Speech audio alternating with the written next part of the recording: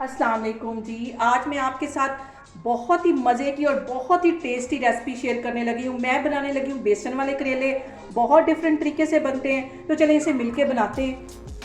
बेसन वाले करेले बनाने के लिए सबसे पहले मैंने एक आधा किलो के जितने ये करेले ले लिए, उनको छील लिया। अब आपको मैं इसकी कटिंग दिखाती हूँ कि इसकी कटिंग कैसे करनी है। करेलों को मैं ऐसे थोड़ा सा ये छुरी को टेढ़ा रख के तो इस तरह मैं काटूँगी। ये वाली कटिंग इसकी होगी। ये सारे करेले मैं इस तरह काटती जा रही हूँ और इनको नमक लगा के तकरीबन 1 से 1.5 घंटे के लिए मैं रख दूँगी। जब इसमें से अच्छी तरह कड़वाहट निकल जाएगी तो फिर मैं आपको दिखाती हूँ। इनको मैंने अच्छी तरह काट लिया है। अब इसमें तकरीबन 1 से 1.5 टीस्पून के करीब मैं नमक लगा दूँगी। इसको अच्छी तरह हाथों की मदद से मल लूँगी और इसको 1-1.5 घंटे के लिए छोड़ दूँगी। जब इसमें से अच्छी तरह कड़वाहट निकल जाएगी, इसको अच्छी तरह धो के तो फिर मैं आपको दिखाती हूँ। अब यहाँ पे मैंने 4 से 5 टेबलस्पून के करीब बेसन ले लिया है और इसमें मैं कुछ मसाले ऐड कर दूँगी। सबसे पहले मैं 1 टीस्पून के जितना ये नमक डाल दूँगी। आधा टीस्पून इसमें मैं गरम मसाला डाल दूँगी। 1 टीस्पून के करीब ये मैं पिसा हुआ सूखा धनिया डाल दूँगी और आधा टीस्पून इसमें मैं रेड वाली मिर्च डाल दूँगी। सारी चीज़ों को अच्छी तरह मिक्स कर लेना है और इसको जैसे हम पकौड़ों का बैटर बनाते हैं, आलू वाले पकौड़ों का थोड़ा सा लिक्विड सा वो बैटर होता है, कि थोड़ा सा इसमें पानी डाल के पहले इसको मैं मिक्स कर लूँगी और ज़रूरत होगी तो मैं इसमें डालूँगी। इसको मैं अच्छी तरह मिक्स करने लगी। थोड़ा सा भी और इसमें पानी जाएगा। यहाँ पे देखें जी, बेसन को मैंने अच्छी तरह मिक्स कर दिया और इतना ही ये लिक्विड होना चाहिए। और ये जो मैंने करेले काट लिए थे नमक लगा के और अच्छी तरह मैंने उनसे वॉश कर लिया है। अब इसके अंदर मैं ऐसे डिप कर करके तो फ्राई करती जाऊँगी। इसको मैं ऐसे सारे डिप करती जा रही हूँ तो फिर मैं आपको दिखाती हूँ। यहाँ पे ले लिया है मैंने आधी प्याली के जितना कुकिंग ऑयल, इसे गर्म होने के लिए रख दिया था। और अब करेलों को ऐसे बेसन में मैं डिप करके जैसे कि हम आलू वाले पकौड़े बनाते हैं ऐसे इसमें डालती जाऊँगी और इसको अच्छा सा फ्राई कर लूँगी। सारे में इस तरह डाल देती हूँ। आग मैंने दरमियानी रखी हुई है, ज़्यादा तेज़ आग पे नहीं करनी। इस तरह मैं सारे डालती जा रही हूँ, फिर मैं आपको दिखाती हूँ। 2-4 मिनट के लिए इसमें बिल्कुल भी चम्मच नहीं हिलाना, ताकि ये अच्छी तरह जो मैंने बेसन का बैटर लगाया है इसके ऊपर सेट हो सके।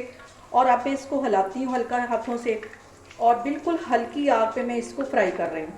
एकदम से सारे करेले नहीं डालने, आधे आधे करके मैं इसको फ्राई करूँगी, क्योंकि अगर हम इकट्ठे डालेंगे तो एक तो वो उसके साथ चिपक जाएंगे और अच्छी तरह फ्राई नहीं होंगे। तो अभी मैं इतने कर रही हूँ, बाकी के मैं इसको निकालने के करेलों को कभी भी तेज़ आग पे फ्राई नहीं करते, इसको बिल्कुल हल्की आग पे फ्राई करते हैं ताकि जो इसकी कड़वाहट है वो फ्राई होने के साथ ख़त्म हो जाए।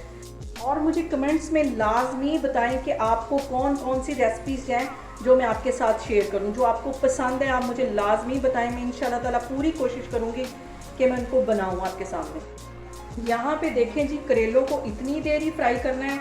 इनको मैं बाहर निकाल कर बाकी के भी इसी तरह मैं फ्राई करती हूँ, तो फिर मैं आपको दिखाती हूँ। यहाँ पे जिस कढ़ाई में मैंने करेले फ्राई किए थे उसी में मैं ये 3 प्याज है, इसे मैंने बिल्कुल बारीक काट लिया, ये इसमें चले जाएंगे। और 2 से 3 मिनट के लिए इसको अच्छी तरह मैं घी में फ्राई करती हूँ, फिर आपको दिखाती हूँ। आपको यहाँ पे मैं सिर्फ 5 मिनट के लिए अच्छी तरह फ्राई कर लूँगी। और आग मैंने यहाँ पे दरमियानी रखी हुई, इसके अंदर मैंने 4 टमाटर थे, वो भी रफली से काट दिए थे, ये इसमें चले जाएंगे।